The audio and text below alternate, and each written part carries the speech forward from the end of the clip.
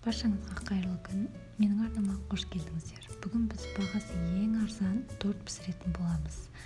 Бағасының барлығын қанша теңге болатынын төменгі жағында описаниеға жазып қоямын. Видеоның астыңғы жағынан оқып көруге болады. Ол үшін бізге қажет заттар: қант, ұн, қопсытқыш және 4 жұмыртқа. Ең алдымен біз жұмыртқаның сары уызы мен ақ уызын бөліп аламыз. Ақ уызына ешқандай су, тіпті бір тамшы жұмыртқаның сары уыз түспеу керек. Сары уызымызды алып, қантымызды, енді ақ уызымызды аламыз. Оны миксерлеу үшін миксеріміздің венчиктері құрғақ болу керек. Ақ уыздың ішінде ешқандай жұмыртқаның сары уыздың қалдықтары болмау керек, су болмау керек. Енді ең төменгі жылдамдығынан бастап миксерлейтін боламыз. Қантымызды аздап біртіндеп қосатын боламыз. Ақ уыздың дайын болғандығын осы аударып тексереміз. Осындай көлем көтерілу керек. Енді біз сары уызын ақ болғанша миксерлейтін боламыз. Ақ көпіршіктер пайда болғанша.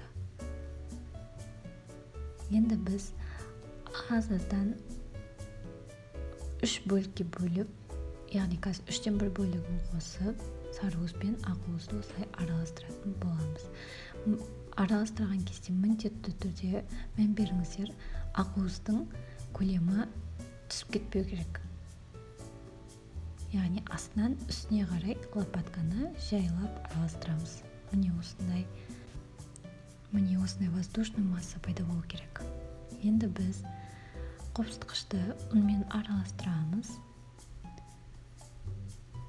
Жақсылап араластырамыз да оны жаңағы массамызға ситодан өткізіп қосатын боламыз.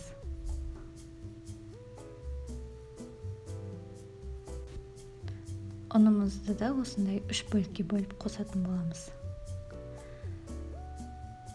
Дәл солай араластырған кезде жұмыртқамыздың көлемі түсіп кетпеу керек. Лопатканы тек астынан үстіне қарай араластырасыздар.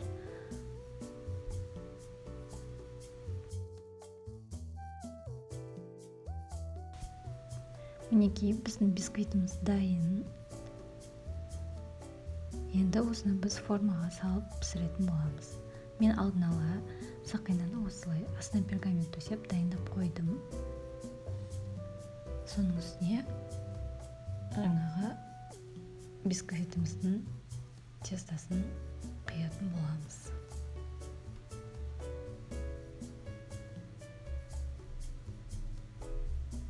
Кішкене түзу болып тұру үшін осылай.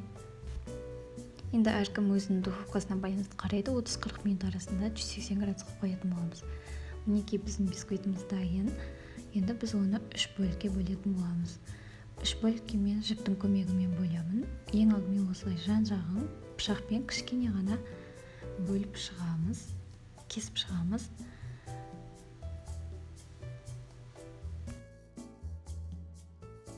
Мінекей менде осындай 3 бөлік пайда болды. Енді жібімізді аламыз да жаңағы кішкене кескен жерлерге жібімізді осылай кіргізіп, түзу болып шығады. Осылай жіппен басеңіздер.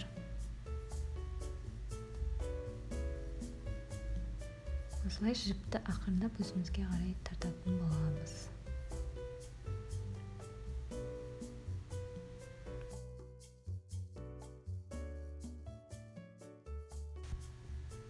Мінекей бисквитіміз өте қалың, биік болып шықты.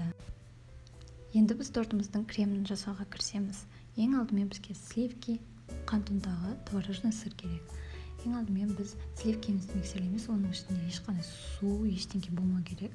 Миксердің ең төменгі жылдамдығынан бастап ақырындап жоғарылатып жылдамдығын миксерлейтін боламыз. Мөлшері осылай кішкене көбейгенше миксерлейміз. Енді қант ұнтағын міндетті түрде ситодан өткізіп қосатын боламыз. Оны да миксерлейміз. Негізі қант ұнтағын қосқаннан кейін сливкемен кішкене араластырсаңыздар болады, венчикті қоспай тұрып. Осылай миксерлейтін боламыз. Енді біз творожный сырымызды қосып, тағы да миксерлейміз. Мінекей біздің креміміз дайын. Кольцоның ішіне бисквитімізді салып қойып, мен пропитка үшін сүтті қолдандым. Сүтті осылай кисточкамен жағып шығамыз.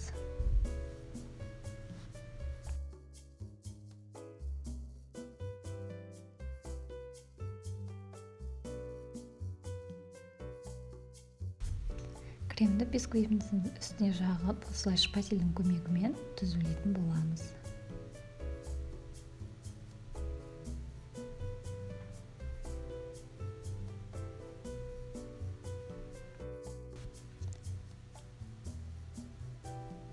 Мен екінші бисквитімнің ортасына әдейі кестім. Ортасына мен джем қосқым келді. Осылай бисквитіміздің ортасын кішкене кесіп, джемімізді ортасына қоссақ болады. Оның үстіне кремімізді жағамыз. Осылай түзулеп тоже.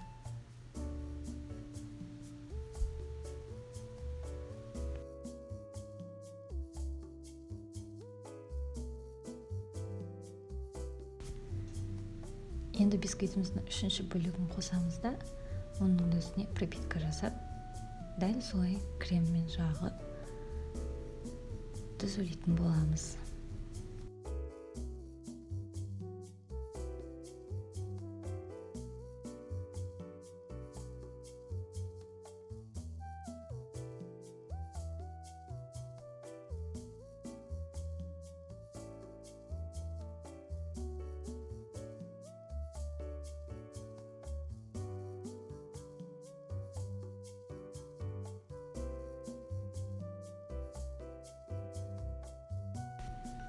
Енді біз сақинамызды ақырындап шешеміз.